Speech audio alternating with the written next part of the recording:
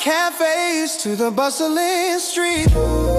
Lathrop's got the soul, feel the heartbeat. Every word we share makes the moment complete. Yeah. Living Lathrop, oh, we're live on stage. Voices in motion, turning every page. Welcome back to Live in Lathrup Village podcast. I'm Lauren Barris, and I'm here today with Kim Hodge, and Timothy Hillman's joining us as well. Hi, Kim.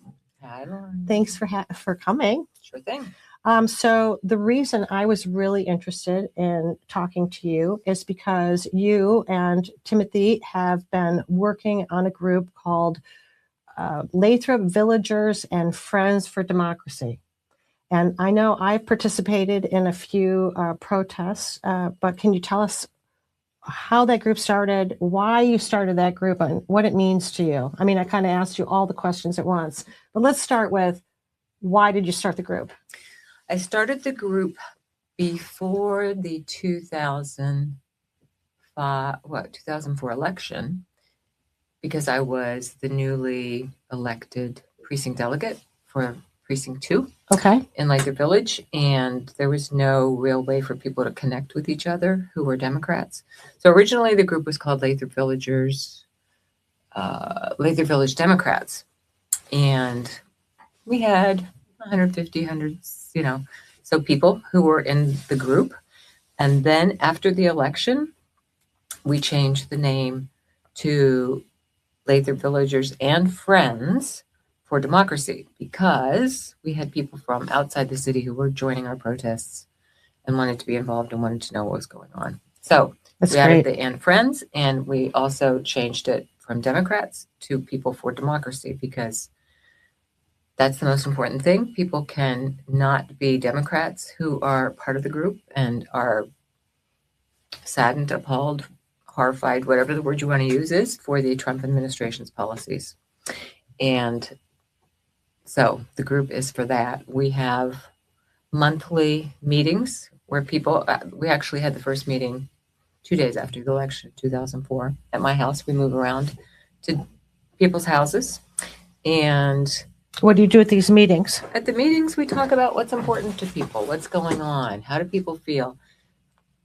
It's very hard for a lot of people right now, not just even right now, but after the election, to feel happy. Yeah. To feel like they can make a difference, to feel hope.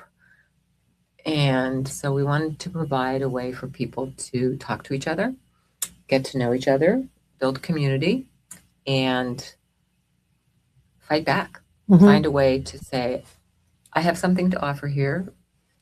It might be different than what you have to offer and what you have to offer, but together we build a community and we can fight back and feel like we're engaged, we make a difference. So that's really what the group is about. Would you agree? I do. There's a Jane Fonda interview that stuck with me where the interviewer is asking her how she's just not like crushed by the despair of all of the things for which she is an activist, right? So whether it's reproductive rights or war or so many of the atrocities we've seen come out of the Trump administration, like, how are you not crushed by this? And she says, I'm not crushed by it at all, because action is the antidote to feelings of despair. Oh, wow. And so what do you do when you feel despair? You do something. That's and it's powerful. Easier to do something when you've got a community to do it with. So that is one of my primary takeaways from being active in the group. And I think one that others would share is you've got all these strong feelings, but you're alone with your family in your house, and where do I put them? And I think this group has done a good job, especially under Kim's leadership, to give us something to do about it.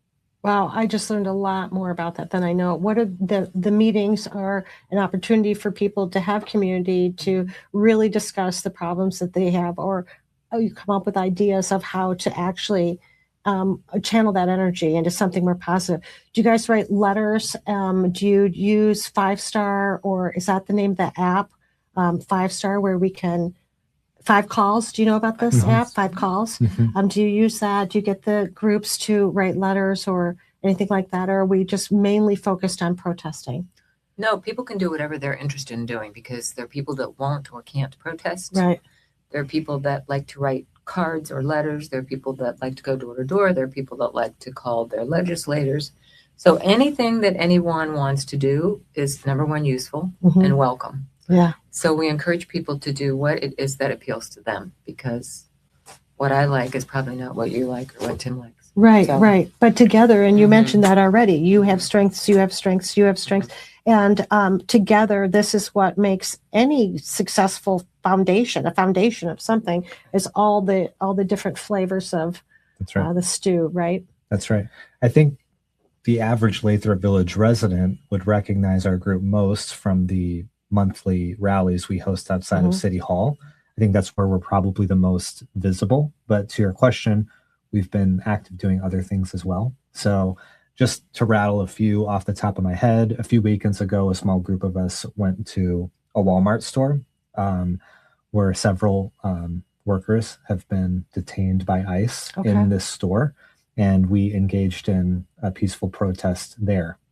Essentially, several of us, alongside many dozen people from groups like ours across the metropolitan area, went in and bought things like icebreaker gum or ice scrapers for your car, or what's the ice melts that you put down to clear the ice off your driveway, and then returned it. And so it's a peaceful way of kind of demonstrating to these corporations that we recognize what you're allowing ICE to do in your facilities. That was brilliant. It wasn't our idea. It's something that, was brought to us by another similar group like ours in a different part of Metro Detroit. And it's been happening across the country as well. But it's just another outlet for people that might not, have the wherewithal to be out in the winter right now, for example.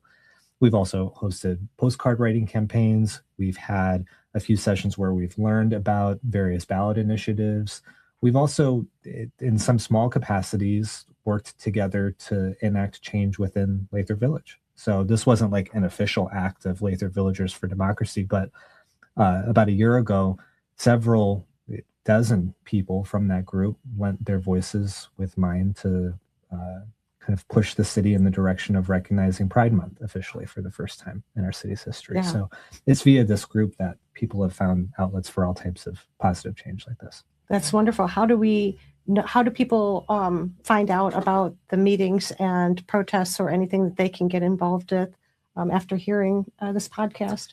It's all on Facebook. That's the way right now that we communicate with each other, is to post events for each activity, and people from, like I said, in Lathrup and outside Lathrup as well can join the group. It's a private group, so it's not a public group, so not everybody can look in and see who's in the group, but that Facebook is the way right now that we're working. So it's under Lathrup Villagers and Friends for Democracy. Yeah. You can look that up on Facebook, and then they're welcome to come to the meetings as well. People who want to come.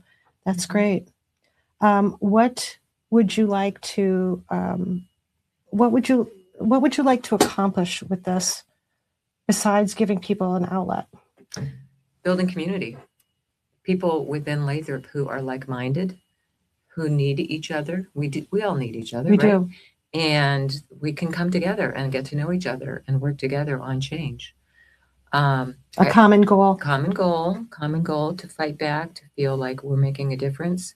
I also hope that it will be a way for us to heal our own divided community within Lathrup, because there are people on all sides of Lathrup issues. Our group does not focus on Lathrup issues, but there are people who are anti-Trump and his policies, that are part of all of the different groups within Lathrup. So our goal is really to say, we do have common ground. Let's come together and figure out what that looks like. Let's not fight with each other. There's no ugliness. Right. We have rules in our group that say, be kind, be respectful, right? This is not an open forum for anybody to come in and spew hate and horrible things to each other.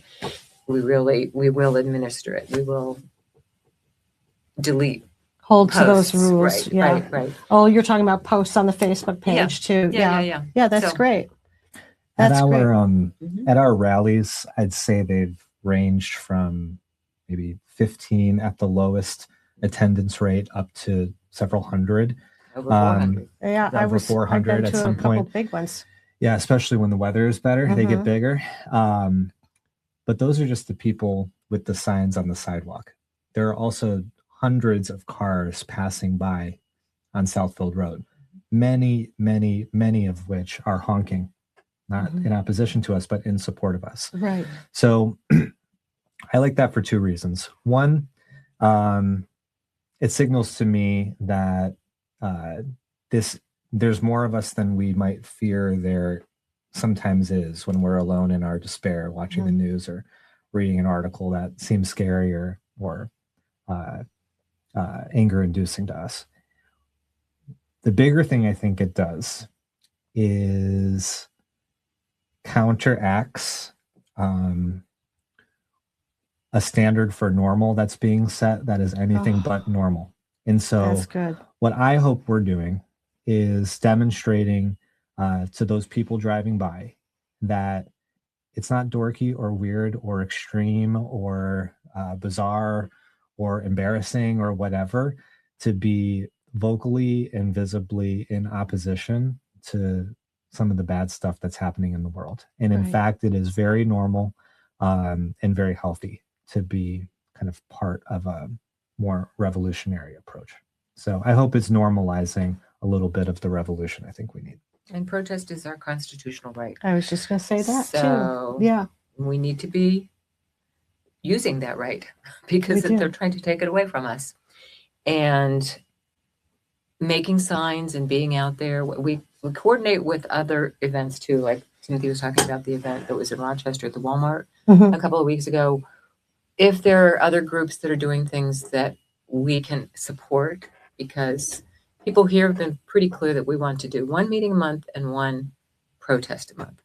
And then we can support other people's actions without holding our own all the time. So we do that as well. And that's why we invite other people to be with us. There have been 2 No Kings national events, and that's when we had over 400 people here, and we had, I think, 60 the first one, which was in June. It was really well organized. Yeah. So and I was surprised how many people, even outside of the community, joined us too. And I've been to protests on Woodward, and in Ferndale, which have been really big. But I was delighted to see how many people really showed up for Lathrup Village. So you guys are effective.